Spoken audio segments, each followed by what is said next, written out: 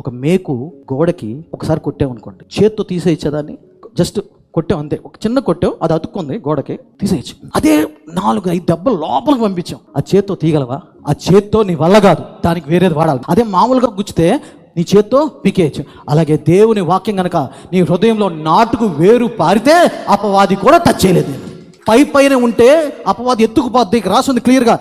నువ్వు వాక్యం వినంగానే అది కనుక పైనే వాక్యం వెదజల్లు పడితే అపవాదంట వెంటనే వస్తుందంట. నిన్ను ఎత్తుకుపోవడం కాదు, నువ్వంటే ఇష్టం లేదు దానికి, నీలో ఉన్న వాక్యం. ఎందుకంటే నీ అంత నువ్వు సున్నా అని దానికి కూడా తెలుసు.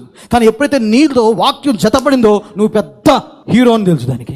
అమ్మో వాక్యం పడిందా అయిపోతాం. వాక్యం ఎక్కువసేపు అక్కడ ఉంటే ఈ వేరు పారుతుంది కనుక అపవాదం వచ్చి వెంటనే ఆ వాక్యాన్ని తీసుకెళ్ళిపోతుంది. ఆ మేకు ఎలా అయితే లోపలికి పంపిస్తామో అంత లోపలికి, అలాగే దేవుడి మాటలు కూడా పైన వెంటగాడు అంత లోపలికి పంపించు. అప్పుడు అపవాది కూడా నేను ఆ ఏరియాలో ఆ విషయంలో నిన్ను ముట్టుకోలేదు.